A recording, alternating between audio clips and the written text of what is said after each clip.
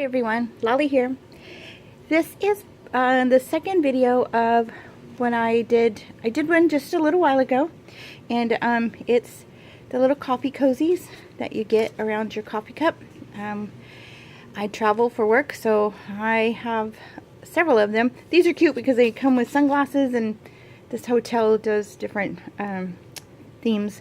Hello, and I don't know, one had a shirt, things like that. But anyway, you get them anywhere, any of the coffee places, and they're going there. So if you have it, in my unit, like I said in my other video, gives me theirs. So I end up with a lot of them. So you take your coffee cozy, and I just wanted to do this real quick because I did one, so I was going to show you its partner.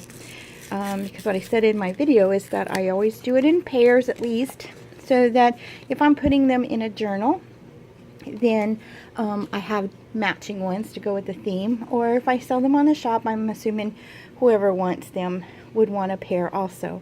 So so you can put them on the cover of your journal, you can put it on a page kind of in the corner, or put it here. You can decorate an envelope with them. Like I said earlier, you could fill them with tags or different ephemera or goodies and do a swap with somebody and see what you get. So I'm going to just do this one really quick. The other one I did the complete kind of a tutorial on really quick, so I don't know if it's a tutorial or just a how-to, but so I like to use this just to adhere it to the paper. I don't like to have the wet glue because it kind of makes the paper wrinkle a little bit, but I have used it, so if that's what you have, then go right ahead and do that. So you stick it backwards on the paper. If you have a pattern that you need to worry about which direction, make sure you watch that, because I have done it upside down. But then you just distress it and layer it, and you act like you did it on purpose, right? So I'm going to pause this real quick, but this is what it's on the other video also. Maybe I won't pause it, I'll just hurry. So I think that sometimes with junk journaling, I get so worried about everything looking perfect and everything being bought and all the equipment that I'm supposed to have, and I kind of get lost because I fell in love with junk journaling because it was just junk that I could gather and do, and sometimes I feel like I'm supposed to have all different stuff now, and don't get me wrong, all of the they're not even focused very well. Not that you want to see my gun, I'm just trying to get it to focus. Sorry if it wasn't before. So anyway, all of the journals that have everything in them nice and neat and all of that are beautiful, but I feel like I really just like the junk journal style. So you just take your little tab where you peeled it off, you stick it all back together. So then I like to find my little thing. I like to distress just about everything. So if that's not your style, then certainly do the kind of paper you want. You don't have to distress anything.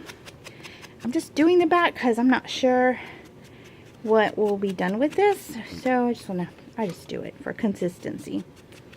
So just get some color on here real fast.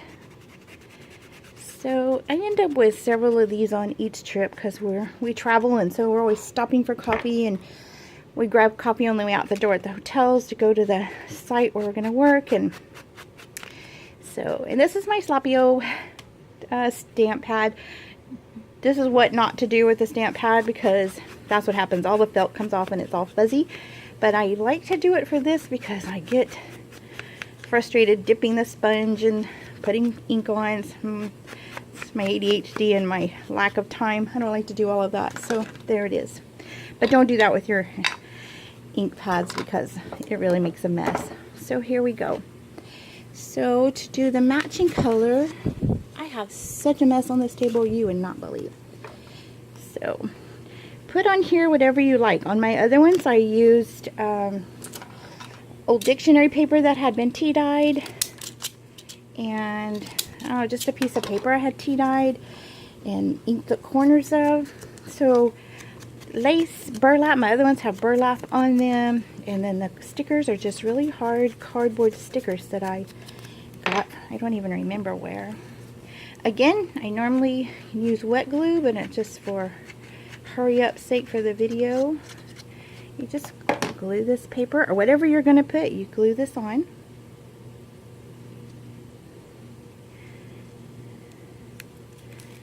I use the Rusty Hinge ink just because it's a little bit red, like the paper. And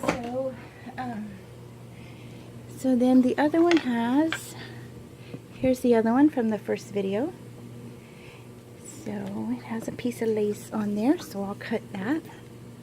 But you could use anything on here, whatever you have in your stash, just put it on there. You don't have to do anything in particular, whatever your taste is, whatever you like. I'm just going to hit this a couple of times just so the lace will stick to it. And again, I like to make 2 of each kind just so that they match. So if I'm going to put them, in the same journal, they look alike. Or again, if I'm going to sell them on the shop, I would assume somebody else would like to at least have 2. So the shop is scrappylollypapercompany.com. I have been blessed enough to have just sold out so much stuff lately, so there's not a whole lot there. But you can find me on Facebook and right here on YouTube. And I'm not a pro, I'm kind of a beginner actually. Been crafting my whole life and sewing my whole life, but junk journaling is a little new. I punched out this little tab. I have the little tab punch, the little corner punches, just for a little extra color, because I always think there's always got to be one more thing. I never really know when to stop. So, but I'm just going to stick it right there. And then what I'm going to do is find my sticker. That would help.